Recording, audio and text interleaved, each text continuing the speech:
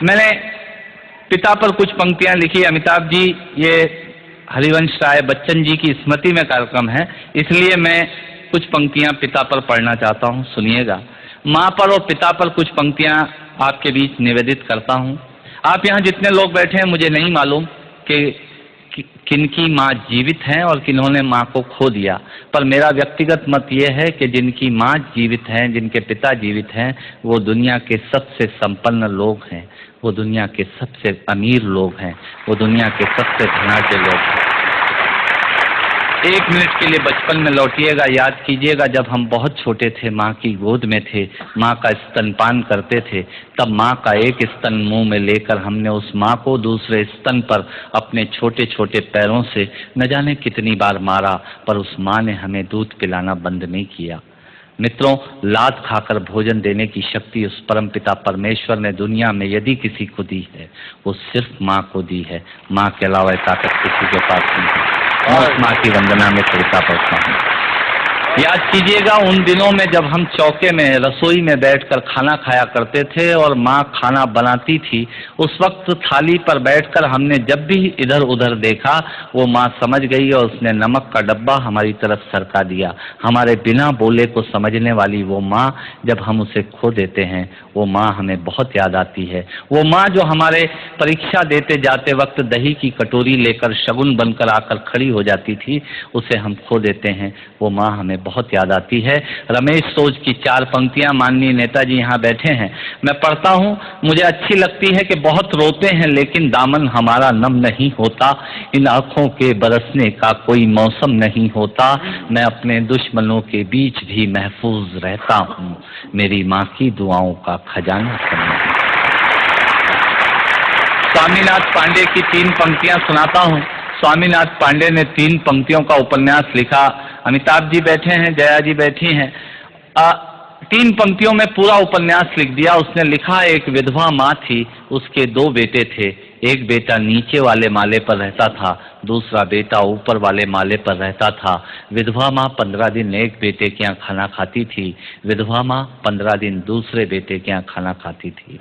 पर ये उस विधवा माँ का दुर्भाग्य था कि साल में जो महीने 31 दिनों के होते थे, उस एक दिन उस विधवा माँ को उपवास रखना पड़ता था। 9 महीने पेट में रखने वाली माँ जब एक जवान बेटे को एक दिन भारी लगने लगी, तब इस नालायक हास्य व्यंग के कवि ने कुछ पंक्तियां माँ के लिए लिखी। सुनिएगा, यात्रा कीजिएगा मेरे साथ। माँ संवेदना है, भावना है, एहसास है। माँ संवेदना है, भावना है, एहसास है। माँ जीवन के फूलों में खुशबू का वास है। माँ रोते हुए बच्चे का खुशनुमा पलना है। माँ मरुथल में नदी या मीठा सा झरना है। माँ मरुथल में नदी या मीठा सा झरना है।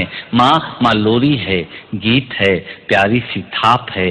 माँ पूजा की थाली है, मंत्रों का जाप है। माँ आंखों का सिसकता हुआ किनारा है। माँ गालों पर पप्पी है, ममता की धारा है। माँ झुलसते दिनों में कोयल की बोली है। माँ मेहंदी है, कुमकुम है, सिंदूर है, रोली है। माँ कलम है, दवात है, स्याही है। माँ परमात्मा की स्वयं एक गवाही है। माँ त्याग है, तपस्या है, सेवा है। माँ फूंक से ठंडा किया हुआ कलेवा है। माँ अनुष्ठान है, साधना है, जीवन का हवन है। माँ जिंदगी के मोहल्ले में आत्मा का भवन है। माँ चूड़ी वाले हाथों के मजबूत कंधों का नाम है। माँ काशी है, काबा है और चारों धाम है।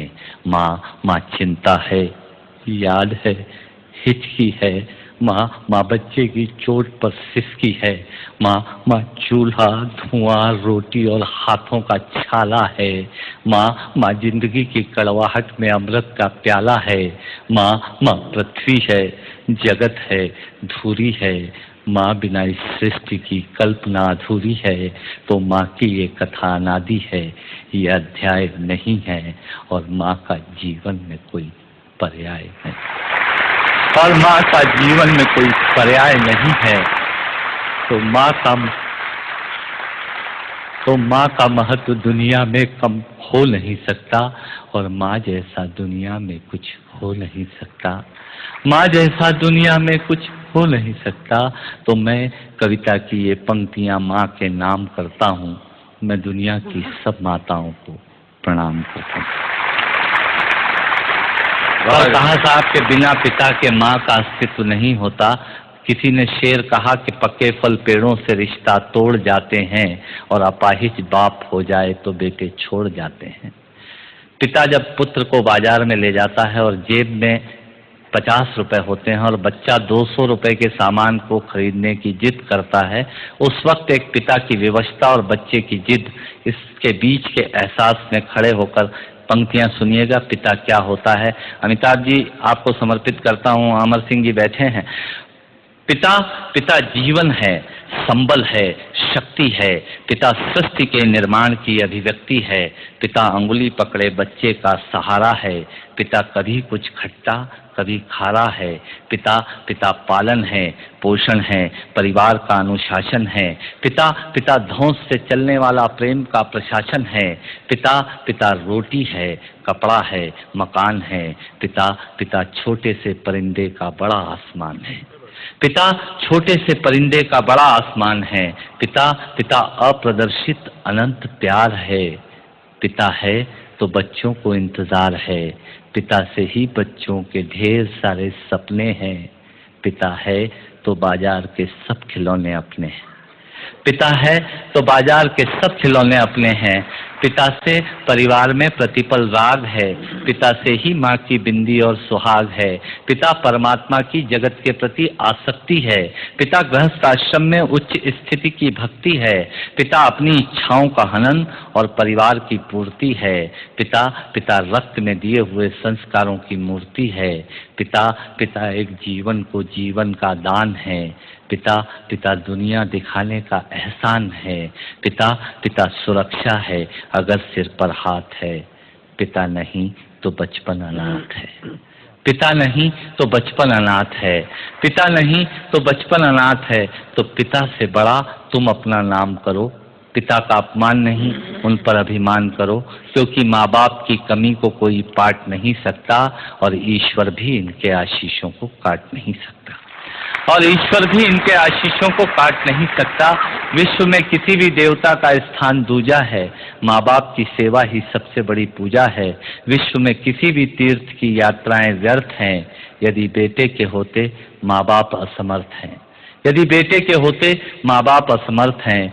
वो खुश नसीब हैं माँ बाप जिनके साथ होते हैं, क्योंकि माँ बाप के आशीषों के हाथ हजारों हाथ होते हैं।